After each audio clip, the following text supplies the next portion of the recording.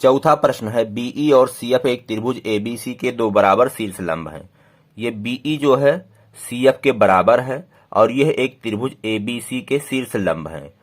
ये सीएफ लंब है एबी पर और बीई लंब है एसी पर। अब कह रहा है कि आप सिद्ध कीजिए कि त्रिभुज एबीसी एक समद्विबाहु त्रिभुज है, लेकिन यहाँ पे एक शर्त रख दिया गया है कि आपको ये जब सिद्ध करना है तो आरएचएस सर्वांग समता नियम का प्रयोग करके आपको सिद्ध करना है। तो चलिएगा कैसे सिद्ध करेंगे। सबसे पहले जो दिया गया है उसको लिख लेते हैं। दिया है, क्या चीज दिया गया है, आप यहां से लेकर के पूरा यहां तक लिख लेंगे, यहां लिख लीजिएगा। उसके बाद में हेडिंग डालेंगे सिद्ध करना है। सिद्ध करना है, क्या चीज सिद्ध करना है, सिद्ध करना है कि त्रिभुज एबीसी एक समद्विबाहु त्रिभुज है, तो यहां पे लिख लेंगे। उसके बाद में उपपत्ति, उपपत्ति। अब देखिएगा यहां चित्र में देखिएगा, ये वाली भुजा इसके बराबर है और ये वाला शीर्ष लंब है, तो ये कोण इसके बराबर होगा, 90-90 अंश के होंगे। अब देखिएगा इस वाले त्रिभुज में BFC, इस वाले त्रिभुज में और इस वाले त्रिभुज में, दोनों को हम सर्वांगसम करेंगे। त्रिभुज BFC और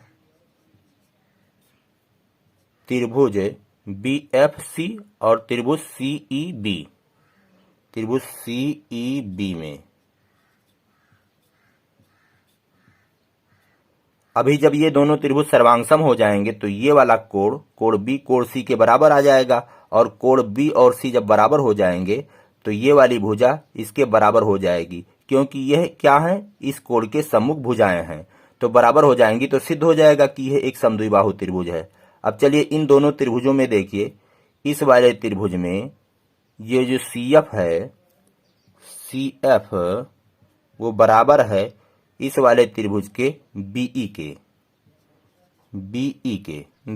के बराबर हैं, और ये वाला कोण इस वाले कोण के बराबर है, तो ये है कोण BFC, कोण BFC बराबर है कोण CEB,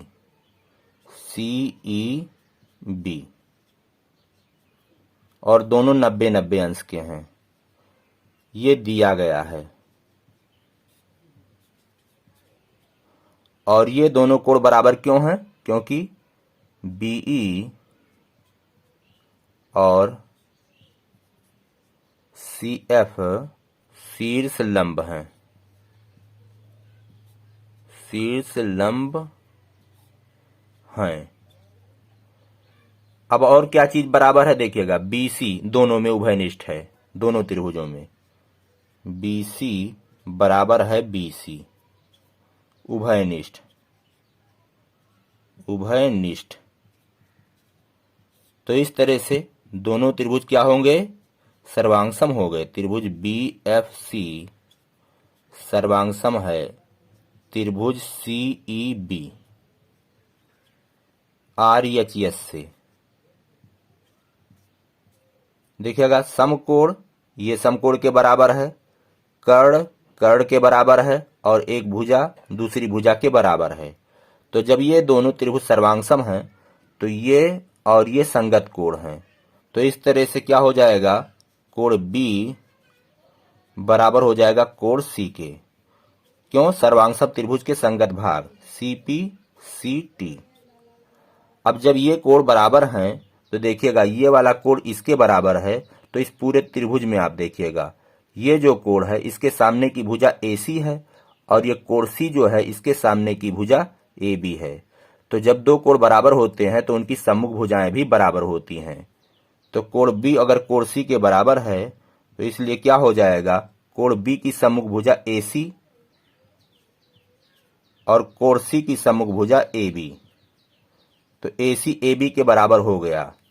यहां देखिए ये इसके बराबर हो गया, कैसे, बराबर कोण की सम्मुख भुजा की